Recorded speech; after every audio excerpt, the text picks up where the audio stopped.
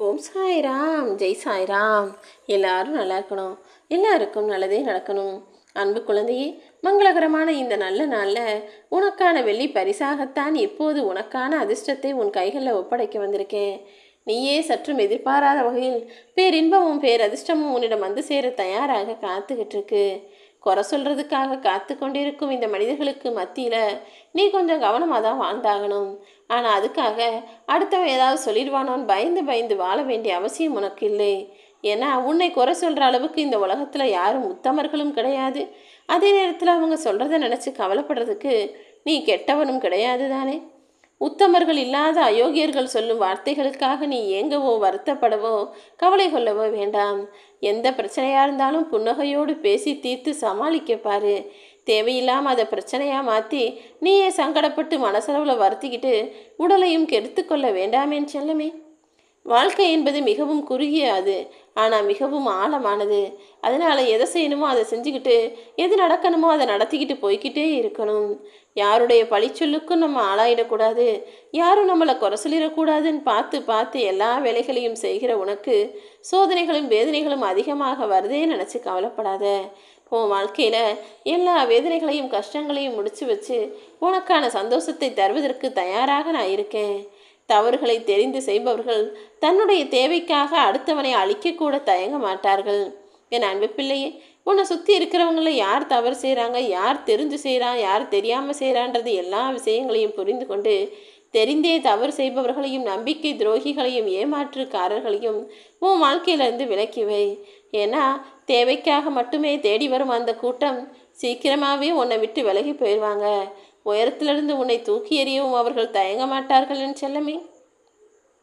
இந்த உலகத்தில் நிறைய பேர் ஒன்று சொல்லுவாங்க, மனைவி அமைவதெல்லாம் இறைவன் கொடுத்த வரம்னு. ஆனால் உண்மை என்ன தெரியுமா? கணவன் அமைவதும் நான் உனக்கு கொடுக்கும் வரம்தான். ஏன்னா எல்லாருக்குமே நல்ல கணவனாகவும் மனைவியை புரிந்து கொள்ளும் நல்ல துணையாகவும் மனைவிக்காக நேரம் ஒதுக்கி பேசக்கூடிய நல்ல ஆணாகவும் தான் குடும்பம் தான் பிள்ளைன்னு எல்லாவற்றையும் யோசிக்கக்கூடிய ஆளாகவும் அமைவதில்லை. இது எல்லாத்தையும் தாண்டி அப்படி யோசிக்கக்கூடிய நல்ல கணவன் அமைந்து விட்டால் அது மிகப்பெரிய வரம்தான். உன் வாழ்க்கையில் எல்லா விஷயங்களையும் தனியாய் செய்யக்கூடிய ஆளாக நீ இருந்துவிடு. தனிமை தரக்கூடிய தைரியம் எதையும் உனக்கு சுலபமாய் கொடுத்து விடுமேன் செல்லமே. இழுத்து பிடிச்சி கஷ்டப்படுறதை விட எது உன்னை விட்டு போனாலும் சரி போகட்டும்னு விட்டுடு. ஏன்னா வாழ்க்கையில் சில உறவுகளை அவர்கள் போக்கிலேயே விட்டால் நாளடைவில் அவங்களாகவே திருந்தி உன்னை தேடி வருவாங்க. வாழ்க்கைனா நம்பிக்கை இருக்கணும், ஆனால் யாரையும் நம்பி நீ இருக்க வேண்டாமேன்னு செல்லமே. ஏன்னா நீ யாரை முழுசாக நம்பினாலும் அவங்க உனக்கு எதிரியாகவும் அல்லது உன்னை ஏமாற்றக்கூடிய ஆளாகவும் மாறி போகலாம். மனிதர்களுடைய வாழ்க்கை சூழ்நிலை அப்படிதான். எப்போ எப்படி யார் எந்த சூழ்நிலையில் மாறுவாங்கன்னே சொல்ல முடியாது. நீயே கொஞ்சம் கவனமாக இருந்துக்கோ. உன்னை யார் வாழ்த்தினாலும் சரி தாழ்த்தினாலும் சரி சிரித்து கொண்டே கடந்து போனினா காலம் எல்லாவற்றுக்கும் நிச்சயமாக பதில் சொல்லும்.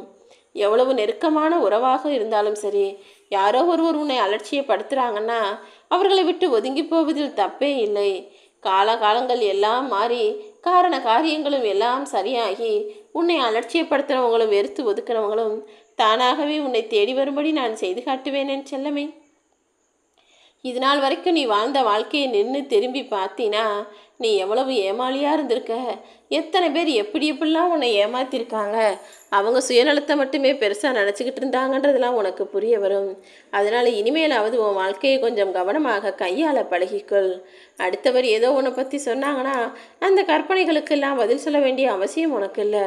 அதே போல் அவங்க உன்னை நல்லவன் நினைக்கணுன்றதுக்காகவும் நீ எதையும் பொறுத்து போகணுன்ற அவசியமோ பார்த்து பார்த்து அவங்களுக்கு பிடிச்சதையே செய்யணுன்ற அவசியமோ கூட இல்லை. உன்னை பற்றி உனக்கு தெரியும் தானே. யார் என்ன சொன்னாலும் கவலைப்படாத. நண்பர்கள் கூட எதிரியாகக்கூடிய சூழ்நிலை எல்லார் வாழ்க்கையிலும் வரும். ஏன்னா மனிதன் நல்லா வாழ்ந்தா நல்ல நிலைமைக்கு வந்தான்னா எதிரிகள் கூட நண்பர்களாய் மாறி தேடி வருவார்கள். ஆனால் எப்போயாவது உன் நிலைமை கொஞ்சம் தாழ்ந்து போயிடுச்சு, கஷ்டத்தில் விழுந்துட்ட அல்லது நஷ்டத்தில் மாட்டிக்கிட்டேன்னா உன்னுடைய நண்பனே கூட எதிரியாய் மாறி உன்னை விட்டு விலகி போவான். எப்போதுமே யாரிடம் நீ நண்பனாக இருக்கிறாயோ அவர்கள் தவறு செய்யும் போது அதை சுட்டி காட்டி திருத்த முயற்சி செய். அவங்க தவறு செய்கிறாங்கன்னு தெரிஞ்சும் கூட நீ அடிமையாக இருப்பதை விட தவறை சுட்டி காட்டி விட்டு எதிரியாக மாறுவது எவ்வளவோ மேல். தீர்க்க முடியாத பல பிரச்சனைகள் உன் வாழ்க்கையில் இப்போ இருக்குன்னு நீ நினச்சிக்கிட்டு இருக்க. ஆனால் அமைதியாக இருந்துவிடு என் செல்லமே. அது அத்தனையையும் இந்த சாயப்பா நான் உனக்காக சரி செஞ்சு உன் வாழ்க்கையில் நிம்மதியையும் மகிழ்ச்சியையும் மனநிறைவையும் கொடுத்து உன்னை அழகாக வாழ வைப்பேன்.